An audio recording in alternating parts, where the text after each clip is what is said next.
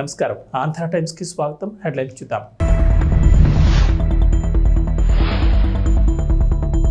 రేపటి నుంచి పార్లమెంట్ సమావేశాలు 6 బిల్లులు రెడీ చేసిన కేంద్రం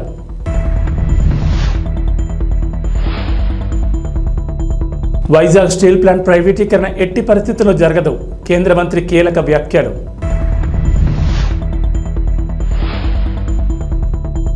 ఏపీ తెలంగాణలో భారీ వర్షాలు ప్రజలకు హెచ్చరిక పలు జిల్లాల్లో అత్యంత భారీ వర్షాలు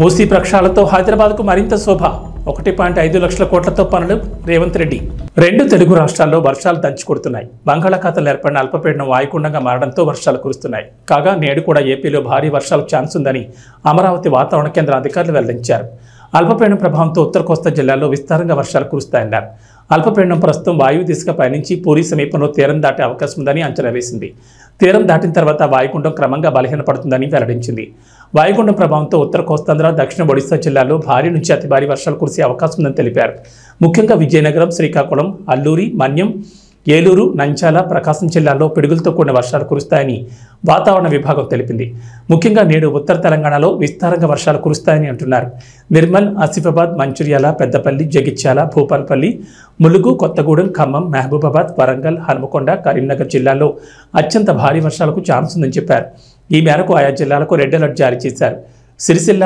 ఆదిలాబాద్ మహబూబ్నగర్ మెదక్ నారాయణపేట్ సంగారెడ్డి వికారాబాద్ జిల్లాలో భారీ వర్షాలు కురుస్తాయని అన్నారు ఈ మేరకు ఆయా జిల్లాలకు ఎల్లో అలర్ట్ జారీ చేశారు నేడు హైదరాబాద్లోనూ వర్షం కురిసే ఛాన్స్ ఉందని వాతావరణ శాఖ అంచనా వేస్తోంది ప్రజలు అవసరమైతేనే బయటకు వెళ్లాలని అధికారులు సూచించారు ఇక శనివారం రాష్ట్రమంతా ముసురు కురిసింది శుక్రవారం సాయంత్రం నుంచి శనివారం అర్ధరాత్రి వరకు తేలికపాటి జల్లులు కురుస్తూనే ఉన్నాయి ఉమ్మడి నిజామాబాద్ వరంగల్ ఆదిలాబాద్ జిల్లాల్లో మాత్రం పలు చోట్ల భారీ వర్షాలు కురిశాయి ఆయా జిల్లాల్లో స్థానికంగా ఉన్న వాగులు పొంగి పొర్లుతున్నాయి అత్యధికంగా నిజామాబాద్ జిల్లా ముప్కాల్ మండలం వేంపల్లిలో 13.2 సెంటీమీటర్ల వర్షం కురిసినట్లు అధికారులు తెలిపారు ఎగువన కురుస్తున్న వర్షాలకు భద్రాచలం వద్ద గోదావరి వరద నీటితో ఉధృతంగా ప్రవహిస్తోంది ములుగు జిల్లా వాజేడు మండలం పేరూరు ఏటూరు నాగారం వద్ద కూడా గోదావరి నది నీటి మట్టం పెరుగుతోంది భూపాలపల్లి జిల్లా కాళేశ్వరం వద్ద గోదావరి ప్రాణహిత నదుల్లోకి పెద్ద ఎత్తున వరద నీరు చేరుతోంది దీంతో ఈ నదులు కూడా ఉధృతంగా ప్రవహిస్తున్నాయి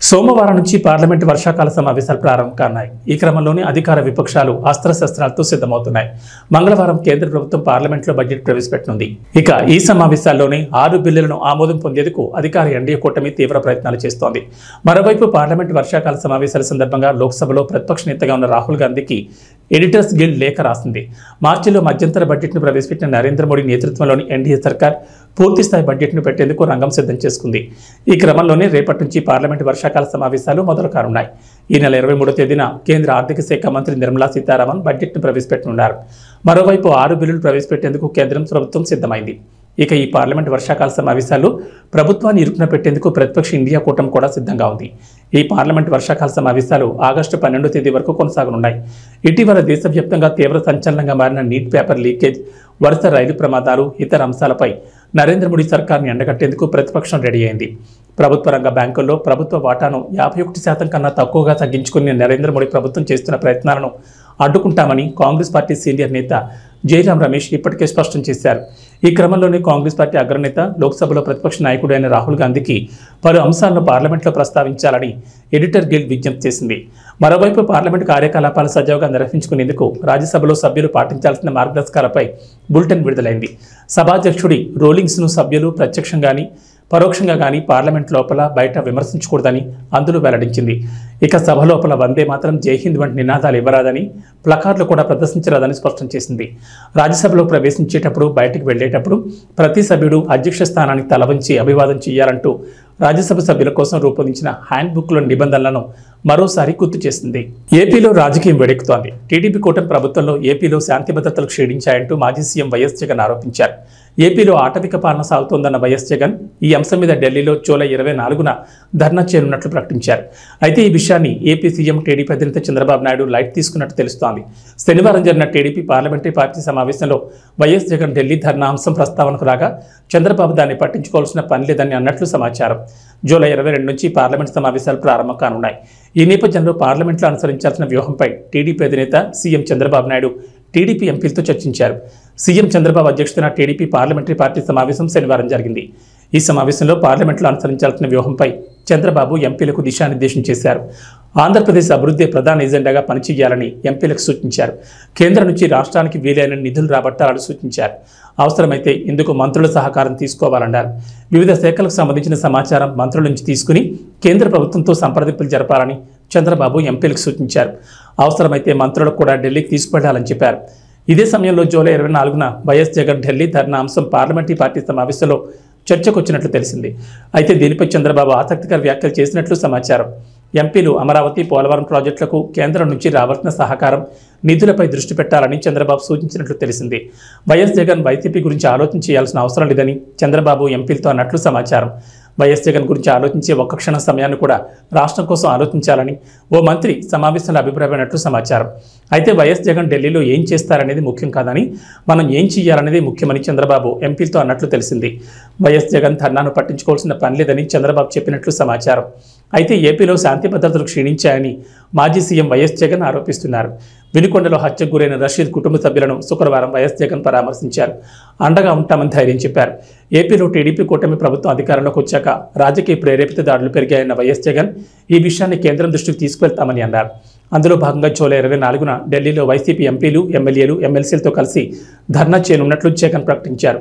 అనంతరం రాష్ట్రపతి, ప్రధానమంత్రి నరేంద్ర మోడీని కలిసి ఏపీలో రాష్ట్రపతి పాలనకు డిమాండ్ చేస్తామని వైఎస్ జగన్ తెలిపారు. డిప్యూటీ సీఎం పవన్ కళ్యాణ్ అనుకున్న సాధించారు. అధికారంలోకి వచ్చినప్పటి నుంచి కేరళ కేడర్కు చెందిన యువ ఐఏఎస్ అధికారి ఎం కృష్ణ తేజను డిప్యూటేషన్ మీద ఆంధ్రప్రదేశ్ రప్పించాలని పట్టుదలగా ఉన్న జనసేన కోరిక నెరవేరింది.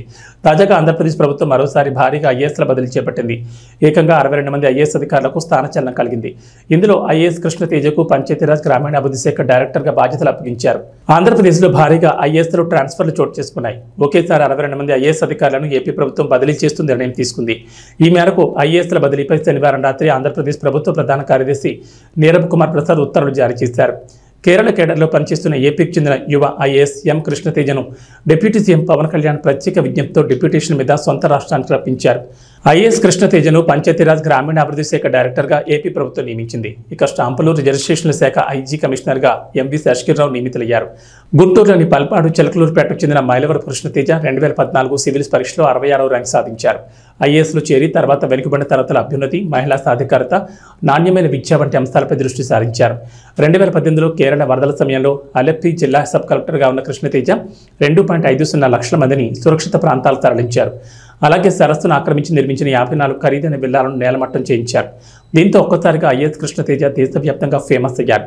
అయితే ఏపీలో కొత్త ప్రభుత్వం కొలువుదీరిన తర్వాత ఎలా అయినా ఆయనను రాష్ట్రానికి రప్పించాలని భావించిన డిప్యూటీ సీఎం పవన్ కళ్యాణ్ కేంద్ర ప్రభుత్వానికి రిక్వెస్ట్ చేయగా తాజాగా అది నెరవేరింది. ఏపీలో భారీగా ఐఏఎస్ ఆఫీసర్ల బదిలీ జరిగాయి. ప్రభుత్వ యంత్రాంగం మీద పట్టు పెంచుకునే క్రమంలో ఇప్పటికే పలుసార్లు ఐపీఎస్, ఐఏఎస్ల అధికారులను టీడీపీ ప్రభుత్వం బదిలీ చేసింది. అయితే తాజాగా ఏకంగా 62 మంది ఐఏఎస్ అధికారులను బదిలీ చేశారు. టీడీపీ కూటమి ప్రభుత్వం ఏర్పడిన తర్వాత తొలిసారిగా ఎంతమందిని బదిలీ చేయడం ఇదే తొలిసారి. బదిలీలపై కొన్ని రోజులుగా కసరత్తు చేసిన చంద్రబాబు ఈ మేరకు వీరిని బదిలీ చేస్తుంది నిర్ణయం తీసుకున్నారు. బదిలీలపై ఏపీ ప్రభుత్వ ప్రధాన కార్యదర్శి నీరబ్ కుమార్ ప్రసాద్ ఈ మేరకు ఉత్తర్వులు జారీ చేశారు. ఏపీలో మరోసారి ఐఏఎస్ అధికారుల బదిలీ జరిగాయి. టీడీపీ కూటమి ప్రభుత్వం అధికారంలోకి వచ్చినట్టు నుంచి ఇప్పటి వరకు పలువురు ఐపీఎస్, ఐఏఎస్ అధికారులను బదిలీ చేశారు. తాజాగా మరోసారి ఏపీలో భారీగా ఐఏఎస్ అధికారుల బదిలీలు చోటు చేసుకున్నాయి. 62 మంది ఐఏఎస్ అధికారులను బదిలీ చేశారు. ఈ మేరకు ప్రభుత్వ ప్రధాన కార్యదర్శి నీరబ్ కుమార్ ప్రసాద్ శనివారం ఉత్తర్వులు జారీ చేశారు. కూటమి ప్రభుత్వం ఏర్పడిన తర్వాత ఈ స్థాయిలో బదిలీ జరగడం ఇదే తొలిసారి. కాగా బదిలీలపై గత కొన్ని రోజులుగా సీఎం చంద్రబాబు కసరత్తు చేసినట్లు తెలిసింది. మైనార్టీ సంక్షేమ శాఖ కమిషనర్గా సిహెచ్ శ్రీదత్ను బదిలీ చేశారు. అలాగే మైనార్టీ ఫైనాన్స్ కార్పొరేషన్ అదనపు బాధ్యతలు కూడా ఆయనకు అప్పగించారు. హ్యాండ్లూమ్స్, టెక్స్టైల్ శాఖ కమిషనర్గా రేఖారాణిని బదిలీ చేశారు. స్టాంపులు, రిజిస్ట్రేషన్ల శాఖ ఐజీ కమిషనర్గా ఎంవి శేషగిరిని నియమించారు.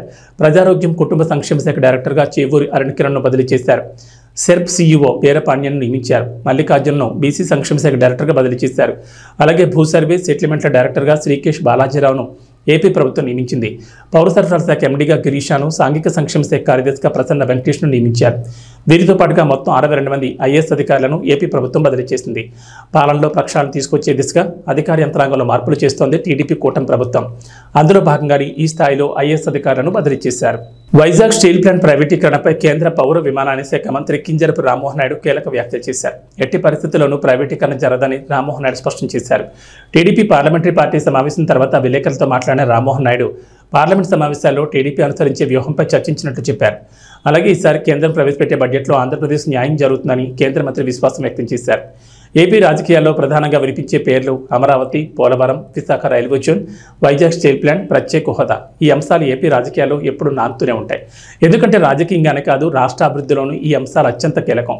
అయితే ఏపీలో కేంద్రంలో ఎన్డీఏ కూటమి అధికారంలోకి రావడంతో వైజాగ్ స్టీల్ ప్లాంట్ ప్రైవేటీకరణ అవుతుందని ఉత్తరాంధ్ర వాసులతో పాటుగా రాష్ట్ర ప్రజలు కూడా నమ్మకం పెట్టుకున్నారు. ఈ నేపథ్యంలోనే విశాఖ స్టీల్ ప్లాంట్ గురించి కేంద్ర మంత్రి రామ్మోహన్ నాయుడు కీలక వ్యాఖ్యలు చేశారు. సీఎం చంద్రబాబు నాయుడు అధ్యక్షతన టీడీపీ పార్లమెంటరీ పార్టీ సమావేశం జరిగింది. ఈ సమావేశంలో కేంద్ర పౌర విమానయాన శాఖ మంత్రిగా ఉన్న రామ్మోహన్ నాయుడు పాల్గొన్నారు. అనంతరం మీడియాతో మాట్లాడిన కింజరపు రామ్మోహన్ నాయుడు వైజాగ్ స్టీల్ ప్లాంట్పై కీలక ప్రకటన చేశారు. వైజాగ్ స్టీల్ ప్లాంట్ ప్రైవేటీకరణ ఎట్టి పరిస్థితుల్లోనూ జరగదని కేంద్ర మంత్రి రామ్మోహన్ నాయుడు స్పష్టం చేశారు. అలాగే విశాఖపట్నం రైల్వే జోన్కు సంబంధించి భూమి విషయంలో ఉన్న సమస్యను పరిష్కరించే ప్రయత్నాల్లో ఉన్నట్లు రామ్మోహన్ నాయుడు చెప్పారు. ఈసారి కేంద్ర ప్రభుత్వం ప్రవేశపెట్టే బడ్జెట్లో ఏపీకి న్యాయం జరుగుతుందని రామ్మోహన్ నాయుడు విశ్వాసం వ్యక్తం చేశారు. ఏపీ ఆర్థిక పరిస్థితి గురించి కేంద్రానికి వివరించామని, బడ్జెట్లో న్యాయం జరుగుతుందని నమ్మకం ఉందని అన్నారు. అలాగే వివిధ కేంద్ర ప్రభుత్వ పథకాల కింద ఏపీకి నిధులు తీసుకొచ్చే ప్రయత్నం చేస్తున్నట్లు తెలిపారు. అలాగే వెనుకబడిన జిల్లాలకు ఇవ్వాల్సిన మ్యాచింగ్ గ్రాంట్ విషయంలోనూ కేంద్రాన్ని వెసులుబాటు కోరతామని రామ్మోహన్ నాయుడు చెప్పారు. ఈ క్రమంలోనే శనివారం జరిగిన పార్లమెంటరీ పార్టీ సమావేశంలో సీఎం చంద్రబాబు ఎంపీలకు దిశానిర్దేశం చేశారు. అమరావతి, పోలవరం ప్రాజెక్టులకు సహకారంతో పాటుగా పెద్ద మొత్తంలో నిధులు వచ్చేలా కృషి చేయాలని టీడీపీ ఎంపీలకు సూచించారు. ఈ కొత్త పద్ధతి ఏంటంటే ఎంపీలందరికీ రాష్ట్రంలో ఉన్నటువంటి ఒక డిపార్ట్మెంటు, మినిస్ట్రీస్ పరంగా ఒక డిపార్ట్మెంటు, అలాగే కేంద్ర పరంగా ఉన్నటువంటి మినిస్ట్రీస్ ఒక డిపార్ట్మెంట్ అటాచ్ చేసి వాళ్ళిద్దరి మధ్యలో, రాష్ట్రానికి కేంద్రానికి మధ్యలో వారధిగా ఎంపీలని ఈరోజు అదనంగా ఒక బాధ్యత ముఖ్యమంత్రి వర్యులు మాకు అప్పచెప్పడం జరిగింది. స్వచ్ఛందంగా పదవి విరమణ చేసిన ఆర్టీసీ ఉద్యోగులకు సర్కార్ శుభవార్త వినిపించింది. వారికి కూడా retired employees medical facility scheme ప్రయోజనాలు వర్తించనున్నాయని ప్రకటించింది. ఈ మేరకు నిబంధనలను మార్పులు చేస్తూ సర్క్యులర్ను మంత్రి పొన్నం ప్రభాకర్ విడుదల చేశారు. ఈ పథకం కింద సీలింగ్ ప్రకారం సభ్యత్వం పొందిన లబ్ధిదారులు జీవితకాలం వరకు 4 లక్షల మేర హెల్త్ ఇన్సూరెన్స్ వినియోగించుకునే అవకాశం ఉంది. పదవి విరమణ పొందిన ఆర్టీసీ ఉద్యోగులకు టీజీఎస్ ఆర్టీసీ యాజమాన్యం గుడ్ న్యూస్ వినిపించింది. స్వచ్ఛందంగా పదవి విరమణ పొందిన ఆర్టీసీ ఉద్యోగులకు కూడా retired employees medical facility scheme కింద లభించే ప్రయోజనాలను సంస్థ వర్తింపజేసింది. గతంలో ఉన్న నిబంధనల్లో పలు మార్పులు చేస్తూ కొత్త సర్క్యులర్ను సంస్థ జారీ చేసింది. ఈ మేరకు మార్పులు చేసిన సర్క్యులర్ను రవాణా శాఖ మంత్రి పొన్నం ప్రభాకర్ విడుదల చేశారు. మెడికల్ కారణాలతో రిటైర్డ్ అయిన సిబ్బందితో పాటు కారుణ్య ఉపాధి పొందని బాధిత జీవిత భాగస్వాములు ఈ స్కీమ్ సభ్యత్వాన్ని పొంది ప్రయోజనాలు పొందనున్నారు. సీలింగ్ ప్రకారం సభ్యత్వం పొందిన లబ్ధిదారులు జీవితకాలం వరకు వైద్య ఖర్చులకు 4 లక్షల వరకు వినియోగించుకునే సదుపాయాన్ని టీజీఎస్ ఆర్టీసీ సంస్థ కల్పించింది. మరోవైపు హైదరాబాద్ తాటాకులోని ఆర్టీసీ ఆసుపత్రిలో నూతనంగా ఏర్పాటు చేసిన సిటీ స్కాన్, ఎంఆర్ఐ, ఆధునిక వైద్య పరీక్షా కేంద్రాలతో పాటు physiotherapy unit, operation theatre complex, ఫార్మసీని మంత్రి పొన్నం ప్రభాకర్ ప్రారంభించారు. అనంతరం తార్నాక్ ఆర్టీసీ ఆసుపత్రిని ఆయన పరిశీలించారు. చికిత్స కోసం వచ్చిన ఆర్టీసీ సిబ్బందితో ఆయన మాట్లాడారు. తార్నాక్ ఆర్టీసీ ఆసుపత్రిలో వైద్యులతో మంత్రి సమావేశమయ్యారు. సిబ్బందికి అందిస్తున్న వైద్య సేవల గురించి వారిని అడిగి తెలుసుకున్నారు. ఈ సందర్భంగా మంత్రి మాట్లాడుతూ ఆర్టీసీ సిబ్బందికి వైద్య సేవల విషయంలో ఏమాత్రం రాజీ పడొద్దని, తమ కుటుంబ సభ్యుల్లా భావిస్తూ వైద్య సేవలు అందించాలని డాక్టర్లకు సూచించారు. తార్నాక్ ఆసుపత్రి ప్రాంగణంలో నూతనంగా ఏర్పాటు చేసిన సిటీ స్కాన్, ఎంఆర్ఐ, ఆధునిక వైద్య పరీక్షా కేంద్రాలతో పాటు physiotherapy unit, operation theatre complex, ఫార్మసీని సదుపాయాలను ఆర్టీసీ సిబ్బంది వినియోగించుకోవాలన్నారు. ప్రస్తుతం దేశానికి రోల్ మోడల్గా టీజీఎస్ ఆర్టీసీ సంస్థ నిలిచిందని సజ్జనార్ వివరించారు. మరోవైపు ఆర్టీసీ సిబ్బంది ఆరోగ్య సంరక్షణకు పెద్దపీట వేస్తూ తార్నాక్ ఆసుపత్రిని సూపర్ స్పెషాలిటీ సంస్థ మార్చిందని తెలిపారు. ప్రస్తుతం ప్రతిరోజు 1500 మంది ఉద్యోగులు ఓపీ సేవలు వినియోగించుకుంటున్నారని వివరించారు. తెలంగాణ ప్రభుత్వం ఏర్పడ్డ తర్వాత 48 గంటల్లోనే ఆర్టీసీకి సంబంధించి ఒక కార్యక్రమాన్ని ప్రభుత్వం ఇచ్చింది. మహాలక్ష్మి కార్యక్రమం మీద మహిళలందరికీ ఉచితంగా బస్సు ప్రయాణ సౌకర్యం. దాన్ని సంస్థ యాజమాన్యం, సిబ్బంది, ముఖ్యంగా డ్రైవర్లు, కండక్టర్లు ప్రభుత్వం నిర్దేశించినటువంటి ప్రకటించిన కార్యక్రమాన్ని అమలు చేసే విషయం లోపల 100% శ్రమపడి ఎన్ని ఇబ్బందులున్నా ప్రభుత్వ కార్యక్రమ విజయవంతం లోపల వాళ్ళ బాధ్యత నిర్వహించారు. ముఖ్యంగా వాళ్ళందరికీ కూడా హృదయపూర్వకంగా అభినందనలు తెలియజేస్తాను. రాష్ట్ర ప్రభుత్వం తరఫున, సంస్థ తరఫున. సంస్థను ముందుకు తీసుకోవాలని అందరం కలిసి మాట మనవి చేస్తూ, అందరం కూడా కలిసి గౌరవ పెద్దల యొక్క ఆదేశాల మేరకు 21% మరి ఫిట్మెంట్గా దాని యొక్క ఇచ్చేటువంటి ఒక కార్యక్రమం నిర్ణయం తీసుకోవడం జరిగింది. దానివల్ల ఆర్థిక భారంగా దాదాపు 35 కోట్ల పైన పర్ మంత్ భారం పడుతూ ఉంది. ఉదాహరణకు హైదరాబాద్లో 1.5 లక్షల కోట్లతో మూసి అభివృద్ధి చేస్తామని ముఖ్యమంత్రి రేవంత్ రెడ్డి తెలిపారు. ప్రపంచం నలుమూల నుంచి విశ్వనగరానికి పర్యాటకులు వచ్చేలా తీర్చిదిద్దామని అన్నారు. గోపన్పల్లి ఫ్లైఓవర్ను ప్రారంభించి ప్రసంగించిన సీఎం రేవంత్ రెడ్డి హైదరాబాద్ అభివృద్ధిపై కీలక వివరాలు తెలిపారు. హైడ్రా ద్వారా విపత్తుల సమయంలో సాయం అందించడంతో పాటు ఎప్పటికప్పుడు సమస్యలు పరిష్కరిస్తామని తెలిపారు. మూసీని థేమ్స్ తరహాలో అభివృద్ధి చేస్తామని సీఎం రేవంత్ రెడ్డి ఇప్పటికే చెప్పారు. మూసీ అభివృద్ధికి సంపూర్ణ ప్రణాళికలు సిద్ధం చేశామని ముఖ్యమంత్రి చెప్పారు. మూసీని చూడగానే ప్రజాప్రభుత్వం గుర్తొచ్చేలా తీర్చిదిద్దామన్నారు. రాబోయే 5 ఏళ్లలో ప్రపంచం నలుమూలల నుంచి పర్యాటకులు మూసీని సందర్శించేలా అభివృద్ధి చేస్తామని చెప్పారు. హైదరాబాద్ అభివృద్ధిలో భాగంగా మూసీ రివర్ ఫ్రంట్ డెవలప్మెంట్కు తమ ప్రభుత్వం కృత నిశ్చయంతో ఉందని సీఎం అన్నారు. ఇందుకోసం త్వరలోనే ప్రణాళికలు సిద్ధం చేసి 1.5 లక్షల కోట్లతో పనులకు శ్రీకారం చుడతామని ముఖ్యమంత్రి చెప్పారు. మూసీ అభివృద్ధికి సంపూర్ణ ప్రణాళికలు సిద్ధం చేశామని ముఖ్యమంత్రి చెప్పారు. మూసీని చూడగానే ప్రజాప్రభుత్వం గుర్తొచ్చేలా తీర్చిదిద్దామన్నారు. రానున్న 5 ఏళ్లలో ప్రపంచ నలుమూల నుంచి పర్యాటకులు మూసీని సందర్శించేలా అభివృద్ధి చేస్తామని చెప్పారు. అందుకే ఇంకా వేగంగా ఈ అభివృద్ధిని ముందుకు తీసుకెళ్లాలని ఇవాళ మూసీని మనం అందరం చాలామంది మూసీ అంటే ముక్కు మూసుకునే పరిస్థితి ఉంది. కానీ రాబోయే 5 ఏళ్ల లోపల మూసీ చూడడానికి ప్రపంచం నలుమూలల నుంచి విదేశీ నుంచి కూడా పర్యాటకులు వచ్చి మూసీని చూసే విధంగా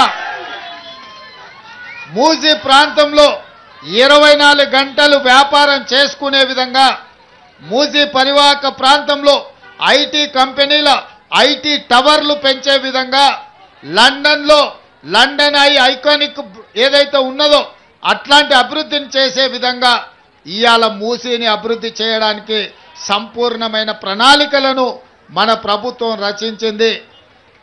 ఇవాళ హైటెక్ సిటీ చూస్తే ఒక ముఖ్యమంత్రి గుర్తొస్తాడు, ఐటీ లేకపోతే అంతర్జాతీయ ఎయిర్పోర్ట్ ఔటర్ రింగ్ రోడ్డు చూస్తే ఇంకొక ముఖ్యమంత్రి ఇంకొక ప్రభుత్వం గుర్తొస్తుంది.